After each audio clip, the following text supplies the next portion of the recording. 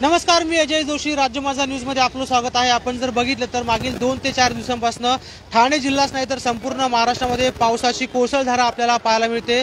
जोरदार पाऊस जो आहे तो संपूर्ण महाराष्ट्रामध्ये कोसळताना पाहायला मिळतोय. सध्या मी आहे उल्हास नदीच्या तीरावरती. उल्हास नदीवरती आपण जर बघितलं तर उल्हास नदीला मोठ्या प्रमाणामध्ये पाणी आलेलं आहे. उल्हास नदीची चौपाटी जी आहे ती चौपाटी पूर्ण जवळपास अर्ध्याच्या वर आपल्याला पाण्यामध्ये गेल्याचं पाहायला मिळतंय. काल रात्रीपासून उल्हास नदीला मोठ्या प्रमाणामध्ये पाणी आलेलं आहे आणि उल्हास नदीचा जो पात्र आहे ते दुथडी भरून या ठिकाणी आपल्याला वाहताना पाहायला मिळत आहे. कर्जत असेल, रायगड असेल, नेरळ असेल, माथेरान असेल, राजमाची असेल किंवा लोणावळा परिसर असेल, या परिसरामध्ये जर जोरदार पाऊस झाला तर उल्हास नदीला मोठ्या प्रमाणामध्ये पाणी येतं आणि त्याचा फटका जो आहे तो बदलापूर शहराला मिळतो. नक्कीच हेंद्रेपाडा असेल, सोनिवली असेल, एरंजाळ असेल या परिसरामध्ये या उल्हास नदीचं पाणी जे आहे ते शिरतं आणि बदलापूर शहरामध्ये पूरजन्य परिस्थिती निर्माण होत असते. सध्या जर आपण बघितलं तर उल्हास नदीच्या तीरावरती अग्निशमन दल जे आहे ते देखील या ठिकाणी दाखल झालेले आहेत आणि संपूर्ण प्रशासन जे आहे, पालिकेचे मुख्य अधिकारी तथा प्रशासक मारुतीजी गायकवाड जे आहेत ते सुद्धा या उल्हास नदीच्या परिस्थितीवरती लक्ष ठेवून आहेत.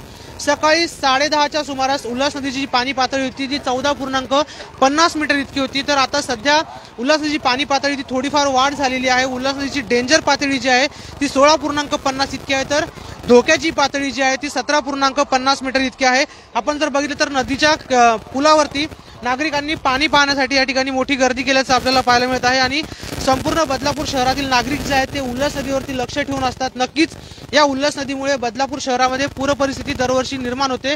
यावर्षी 26 मे रोजी पहिल्यांदा बदलापूर शहरामध्ये पूर परिस्थिती निर्माण झाली होती. त्यानंतर दुसऱ्यांदा नदीने धोक्याची पातळी गाठली होती, मात्र शहरामध्ये पूर परिस्थिती निर्माण झाली नव्हती. तर आता पुन्हा प्रशासनाने दिलेल्या इशाऱ्यानुसार संपूर्ण महाराष्ट्रामध्ये पाऊस कोसळतोय आणि बदलापूर शहरामध्ये पूर परिस्थिती निर्माण होऊ शकते. यासाठी बदलापूरचं प्रशासन जे आहे, मग अग्निशमन दल असेल, पालिका प्रशासन असेल, पोलीस प्रशासन असेल, जेणेकरून नागरिकांना कुठलाही धोका होऊ नये, नागरिकांना सुरक्षित स्थळी हलवण्यात यावं यासाठी प्रशासन संपूर्ण परिस्थितीवरती लक्ष ठेवून आहे. पालिकेच्या माध्यमातून जर आपण बघितलं तर सोनिवली परिसरातील तबेला एरिया जो आहे त्या एरियातील नागरिकांना BSVP इमारत असेल किंवा इतर ठिकाणी स्थलांतरित केलं जातं. वालिवली परिसरातील नागरिकांना जो दीपाली पार्कचा परिसर आहे त्या ठिकाणच्या 2-4 सोसायटी आहेत, गणेश सोसायटी असेल किंवा इतर सोसायटी आहेत, त्या सोसायटीतील नागरिकांना देखील वालिवली परिसरामध्ये स्थलांतर केलं जातं. हे दरवर्षीचं प्रशासनाला संपूर्ण माहिती आहे. मात्र उल्हास नदी सध्या तरी आपण जर बघितलं तर धोक्याच्या पातळीवरती किंवा इशारा पातळीवरती सुद्धा वाहत नाहीये.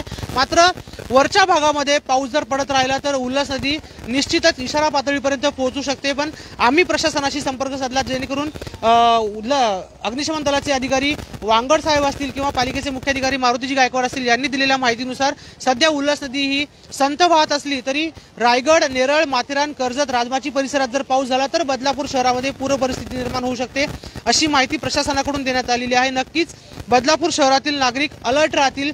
बदलापूर शहराला उल्हास नदी किनारी राहणारे जे नागरिक आहेत, कृष्णा इस्टेट असेल, अयोध्या नगरी असेल, या परिसरातील नागरिक जे आहेत हे वेळोवेळी या ठिकाणी येऊन पाहणी करून जातात की नदीचं पाणी पातळी कुठपर्यंत वाढलेली आहे. आपण जर बघितलं तर या नागरिकांना देखील याचा अंदाज आलेला आहे. उल्हास नदी किनारी जो नायरा पेट्रोल पंप आहे त्या नायरा पेट्रोल पंपच्या भिंतीला जर पाणी लागलं तर हेंद्रेपाडा असेल किंवा इतर परिसरामध्ये जे आहे मोठ्या प्रमाणामध्ये पाणी शिरतं आणि त्याचा फटका नागरिकांना बसतो.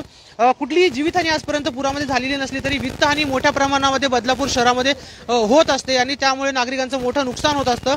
मात्र प्रशासन या सर्व गोष्टीवरती लक्ष ठेवून आहे. नक्कीच पावसाच्या बदलापूर शहरातल्या सर्व अपडेट्स ज्या आहेत त्या आम्ही तुम्हाला राज्य माझा न्यूजच्या माध्यमातून देणारच आहोत. तुर्तास इथेच थांबूयात. बदलापूर शहरामध्ये आपण जर बघितलं तर भुयारी मार्ग जो आहे तो पूर्णपणे बंद झालेला आहे, बेलवली आणि कात्रपला जोडणारा. त्यानंतर पनवेल हायवे परिसरामध्ये आपण जर बघितलं तर गुरघावड पाणी साचलेलं आहे. बॅरेज रोड परिसरामध्ये आपण जर बघितलं तर नाल्याचं पाणी जे आहे, ट्रॅकच्या बाजूने वाहणाऱ्या नाल्याचं पाणी ते पूर्णपणे वरती आलेलं आहे. त्यामुळे त्या ठिकाणी नागरिकांना पाण्यातून कसरत करत वाट काढावी लागते. मात्र बदलापूर शहरातील सध्याची परिस्थिती जी आहे ती अतिशय नियंत्रणात असल्याचं आपल्याला पाहायला मिळत आहे. नक्कीच संपूर्ण परिस्थितीवरती आपण देखील लक्ष ठेवून आहोत. आम्ही राज्य माझा न्यूजच्या माध्यमातून तुमच्यापर्यंत सर्व अपडेट्स जे आहेत ते तुमच्यापर्यंत पोहोचवणार आहोत. सर्व अपडेट्स पाहण्यासाठी राज्य माझा न्यूजला फॉलो आणि लाईक आणि शेअर करायला विसरू नका. ही बातमी संपूर्ण आपल्या परिसरातील नातेवाईक असतील, मित्रपरिवार असतील त्यांच्यासोबत देखील शेअर करायला विसरू नका, कारण त्यांना बाहेर असलेल्या नागरिकांना आपल्या शहरातली परिस्थिती माहीत व्हावी यासाठी आम्ही तुमच्यापर्यंत हे वार्तांकन करत आहोत. कॅमेरामॅन माधवीसह अजय जोशी, राज्य माझा न्यूज, बदलापूर.